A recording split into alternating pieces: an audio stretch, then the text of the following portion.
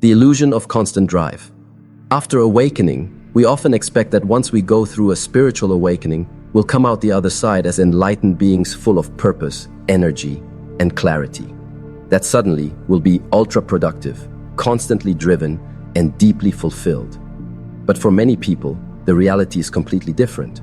Instead of bursting with motivation, they feel an overwhelming lack of it.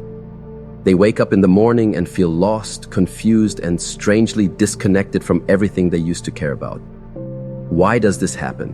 Because awakening doesn't supercharge your old self, it dismantles it. Before awakening, most of your drive came from the ego, that part of you that wanted to prove your worth, impress others, meet expectations, and avoid failure. You were hustling, striving, and grinding, often without even questioning why. Society told you that success meant money, titles, attention, or status. And so your motivation was fueled by fear. Fear of being nothing, fear of being unseen, fear of falling behind. But then, you awakened. You realized that the game you were playing wasn't real. You saw through the illusion that external achievement equates to inner fulfillment. And once that realization hits, something profound happens. You lose the desire to chase. The goals that once lit a fire in you no longer matter. The achievements you used to crave feel meaningless. The rewards you once fought for now seem hollow. It's like everything you were building your life on has collapsed, and you're left sitting in the ruins, wondering, what now? This is why you feel unmotivated, because the fuel that once powered you has burned out, and you haven't yet discovered the new energy source that comes from soul alignment. And here's the most important thing to understand. This is not failure. This is the natural aftermath of awakening. You are not broken, and you are transitioning. You are no longer a machine trying to keep up with a system that never fed your soul. You are now being recalibrated to a higher path, one that requires stillness before movement, reflection before action. You are in the in-between space, no longer driven by the ego, but not yet fully led by the soul. It's disorienting, it's uncomfortable, and it feels like you've lost your spark. But this void is not a mistake. It's a sacred invitation to discover a new kind of motivation. One that's rooted in authenticity, not approval. Purpose, not pressure. Truth, not trends. So if you feel like you've lost your drive after your spiritual awakening, know this: you're not lazy. You're not falling behind. You are simply shedding your old identity. And that emptiness you feel? It's the clearing of space, so something real, powerful, and deeply aligned can rise in its place. This isn't the end of your motivation, it's the beginning of a deeper one. Stay patient. Your soul is just now learning how to lead. The death of the false self. After a spiritual awakening, something begins to die within you, and that something is your false self, also known as the ego identity. The version of you that was shaped by fear, approval, societal conditioning, and the need to be somebody. This death isn't loud or obvious at first.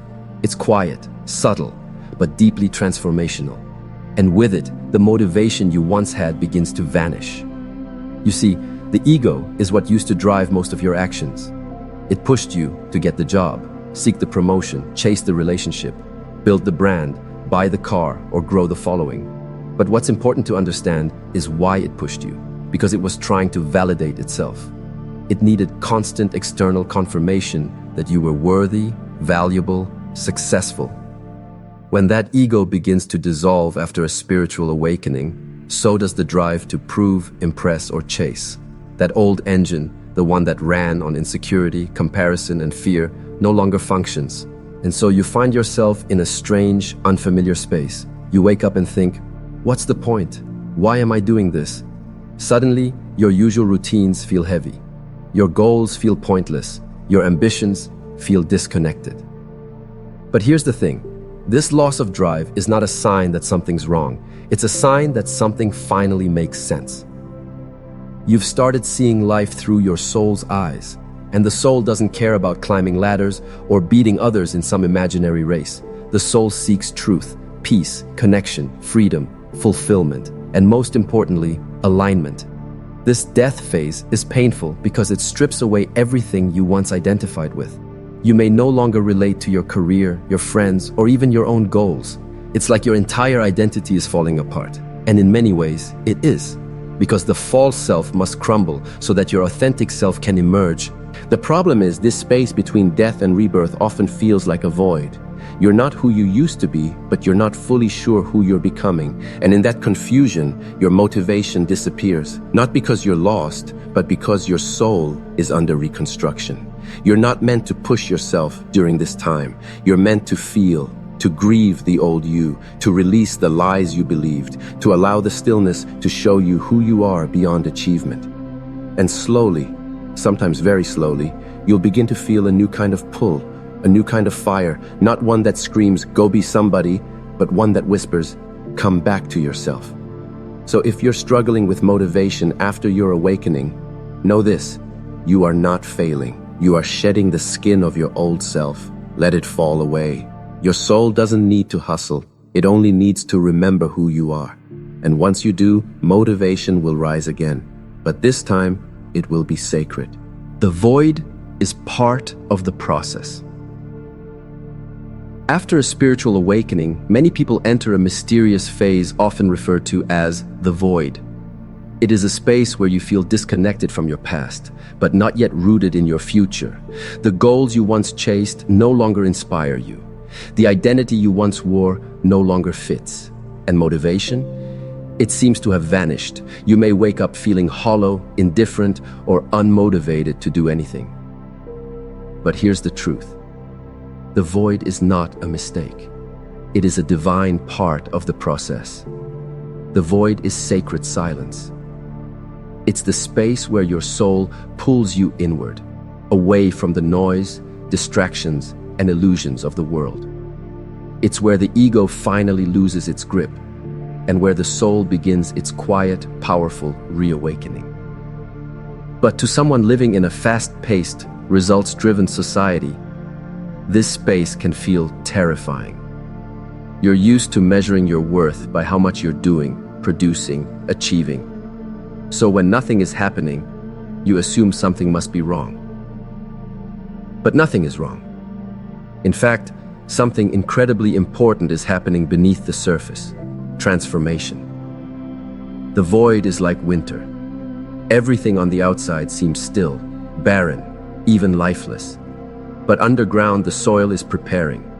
Seeds are gestating. Roots are deepening. The stillness is not death. It is preparation for rebirth. And that's exactly what's happening to your soul. This is why motivation disappears. Because you're not meant to grind in the void. You're meant to listen, to pause, to become still enough to hear the whisper of your higher self. You are shifting from a life of reaction to a life of alignment, and that requires an internal reset, one that cannot be rushed. You may feel lost. You may feel like you're falling behind. But what you're actually doing is detaching from false timelines. You're learning to stop chasing and start trusting. You're learning the silence. And your value isn't determined by your productivity, but by your presence, your awareness, and your authenticity. Yes, it's uncomfortable. The void challenges everything you thought you needed. It humbles you, it softens you, and most of all, it empties you, not to punish you, but to prepare you, because a full cup cannot receive. But an empty one, it's ready to be filled with something real. And when the time is right, that motivation will return. But it will look different. It won't be frantic or forced. It won't be about proving or performing. It will come from peace, from alignment, from the inner knowing that you are finally moving from truth. So don't fear the void, embrace it. It's where your old self dissolves and where your soul starts to take the lead. And once you emerge, you won't just be motivated again, you'll be reborn. Your motivation is shifting from external to internal. One of the most profound changes after a spiritual awakening is this. Your motivation no longer comes from the outside world. It begins shifting quietly, powerfully, from external validation to internal truth. And that shift can feel like a loss before it feels like a breakthrough. Before awakening, everything you did was likely rooted in external drivers. Achieving goals to gain approval, chasing success to feel worthy, striving for perfection to be accepted, competing with others to feel important. You were running on ego energy, driven by the need to be seen, validated, and admired. The world rewarded this kind of behavior. Hustle harder, work longer, achieve more, be liked, get noticed. But after your awakening, that outer noise begins to lose its grip. You no longer care about chasing what doesn't feel true. The rewards that once meant everything to you, titles, attention, money, praise, start to feel empty. They no longer fuel your fire. And this is where confusion sets in, because if the old motivations no longer inspire you, but the new ones haven't yet taken root, you feel like you're floating in between, directionless, tired, unmotivated. But what's really happening is that your soul is gently pulling you inward. Instead of asking, "What will they think of me if I succeed?" you begin asking, "Does this feel aligned with who I truly am?"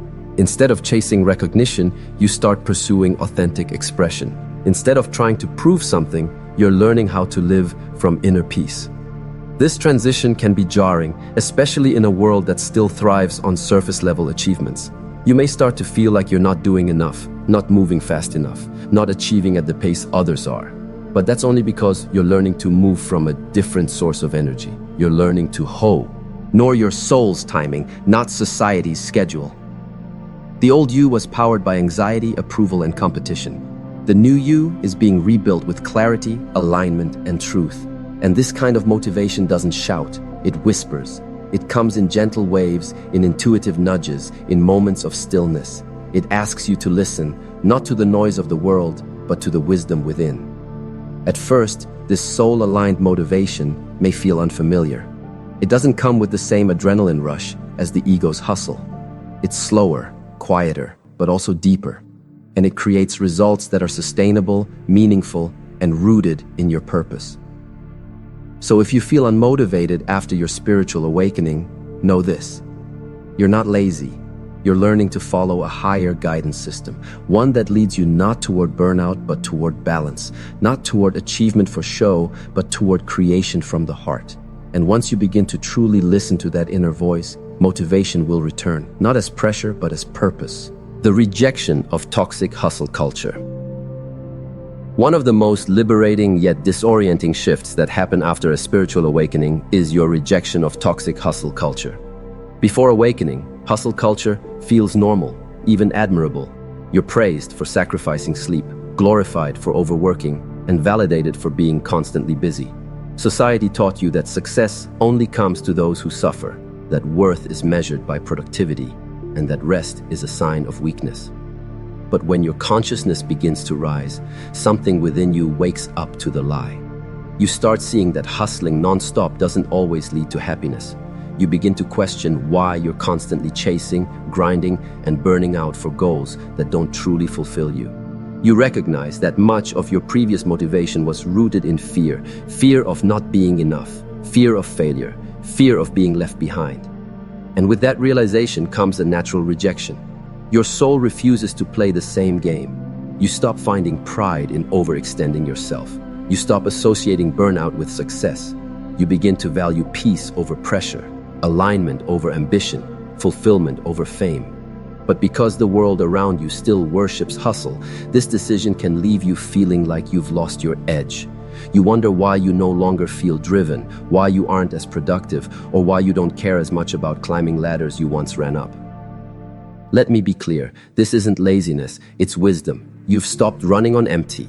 You've stopped selling your soul for temporary applause. You're learning that your energy is sacred, your time is limited, and your mental and emotional health are not worth sacrificing for superficial gain.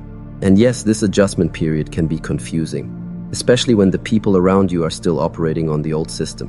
You may even feel guilty for resting, for saying no, for slowing down. But that guilt isn't yours. It's conditioning. It's the voice of a culture that never taught you how to be still without shame. Awakening strips away the illusions that kept you stuck in cycles of exhaustion.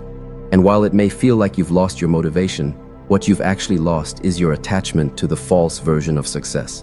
You're no longer interested in climbing mountains that don't lead to meaning. You want to build something deeper, something real, something aligned with your spirit, not your social image. And that requires a new approach. one that includes rest, reflection, and redefinition. You are learning how to move with intention rather than impulse. You're no longer chasing, you're attracting. You're no longer proving, you're embodying. And in that embodiment, a new kind of motivation is born, not based on pressure, but on presence. So if you're rejecting the hustle and feel like you're doing less, don't worry. You're not falling behind, you're waking up. And you're finally realizing that your value isn't in how fast you run, but in how aligned you are with where you're going. Motivation must now come from meaning. After a spiritual awakening, your relationship with life, goals, and success transforms at the deepest level. What once drove you, money, titles, competition, social status, no longer pulls you with the same force. You're not numb or lazy. You're not uninspired. What's really happening is this. You can no longer fake it. You can't force yourself to care about things that lack meaning. And that's the key. Motivation, post-awakening, must now come from purpose. You see, your soul doesn't move for superficiality. It won't get excited about things that feel hollow. It won't rush for approval or stretch itself for attention. That kind of shallow, ego-based motivation used to work because you didn't know any better. But now your spirit demands authenticity. It wants to create, serve, and express from a place of depth. This is why tasks, goals, or projects that don't carry a deep resonance now feel heavy or impossible. You might find yourself sitting in front of your laptop, unable to start a task that once came easily. You may delay projects that used to give you a sense of pride but now feel pointless. This isn't procrastination, it's a form of soul rebellion. Your being is rejecting what's inauthentic. The soul is not driven by deadlines, it's driven by alignment. It doesn't want you to keep doing things out of obligation. It wants you to ask, does this matter to me? Is this who I truly am? Is this connected to my purpose? And if the answer is no, your energy will simply not show up. This can be frustrating at first, especially if you've been conditioned to measure your worth by your productivity. But this is where the shift happens. True, lasting soul-aligned motivation is born the moment you start living in alignment with what matters to your inner being. When you say yes to what lights your soul on fire and no to what dims you, are light. The more you prioritize meaning, the more energy flows through you. When you act from truth, your body, mind, and spirit begin to sync up. You feel inspired, not because someone's watching, but because you're finally honoring your path. You're no longer performing, you're expressing, and that expression gives you energy. So if you feel like you have no motivation after awakening, look deeper. Ask yourself, am I doing what matters to my soul? Or am I still following an outdated script? Because your soul will no longer support you in living a lie, but it will give you unlimited energy when you begin living your truth. This is how you reclaim your fire, not through force, but through faith. Not by chasing empty goals, but by aligning with sacred purpose. And once you move from that place, you'll no longer need to find motivation. It will find you, integrating the awakening into daily life. Spiritual awakening is often described as a profound, life-altering realization. A glimpse behind the curtain, a shift in awareness so deep that you can no longer unsee what you now know. But awakening isn't the final destination, it's the beginning of integration. And this stage is where many people begin to feel a sharp dip in motivation. Because the real challenge isn't seeing the truth, it's learning how to live it. Integration is where your spiritual insight must meet your human responsibilities. It's where the divine must meet the daily. And this isn't easy. Why? Because your soul now craves authentic alignment, while your physical world still operates on systems, schedules, and expectations rooted in your former self. And so you find yourself standing between two worlds, one that feels deeply true and one that still demands you to play a part you've outgrown. This creates internal conflict.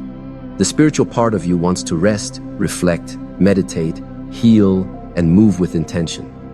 But your mind says, get up, go back to work. Be productive, you're falling behind. And this tug of war is what drains your motivation. You're trying to apply your old patterns to a new consciousness. But those patterns, grinding for worth, hustling for validation, saying yes when you mean no, don't work anymore. They don't feel right. They don't resonate with your awakened state. But at the same time, the new patterns, listening to your intuition, acting from presence, aligning with purpose, are still unfamiliar. They take practice. They take courage. This is where integration begins. It's not flashy. It's not easy. It's quiet, patient, and often lonely. It requires that you slow down enough to rebuild your life from the inside out. It means questioning how you spend your time, who you give your energy to, and what values you now choose to live by. It's about embodying what you've realized. And here's where your new motivation is born. Not in the rush to fix or impress, but in the steady, grounded desire to live in truth. You don't need to abandon your goals, but now you're invited to pursue them differently, with presence, with meaning, with conscious intention. Integration doesn't mean you stop working. It means you start working from a place of clarity. You still show up, but no longer for applause. You still build, but no longer to escape yourself. You still serve, but now from overflow, not depletion. And slowly, the bridge forms. Your spiritual wisdom begins to root into your daily actions. Your decisions align with your truth. Your schedule reflects your values. And your motivation, once lost, begins to return, not as pressure from the outside, but as inspiration from the inside. This is the beauty of integration. It's where you stop living from separation and begin living from wholeness, where your inner world and outer world match. And in that alignment, you become unstoppable, not because you're pushing hard, but because you're moving in truth, the return of true motivation. At some point in your journey, after the confusion, the silence, the internal shedding, you begin to feel something stir again, a soft inner flame, a subtle but undeniable pull. Motivation returns. But this time, it's different. It's not frantic. It's not born from fear or pressure. It doesn't come from the ego screaming, do more, be more, prove yourself. No, this motivation rises from the soul, whispering, create, express, serve, live in truth.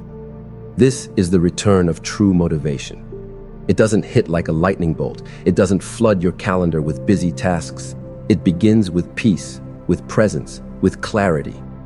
You start to feel a desire, not to compete or impress, but to contribute.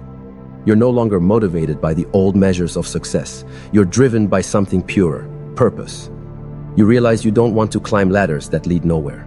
You want to build bridges, create impact, speak truth, heal others through your healed self. You want your life to mean something, not just look successful on the outside. And with this shift comes a powerful realization. You don't need to chase anymore. You've outgrown that. What's meant for you will meet you when you move with alignment. You begin to trust timing, trust your inner compass, and most importantly, trust yourself. This new motivation is steady. It's sustainable. It's deeply rooted in who you are, not who you're trying to be. It doesn't burn you out. It fuels you, because now you're connected to Source, to your higher self, to divine inspiration. And the beauty of it all? You don't need external validation to keep going. You don't need praise, likes, or followers. You move because your soul is leading, and that's all the confirmation you need.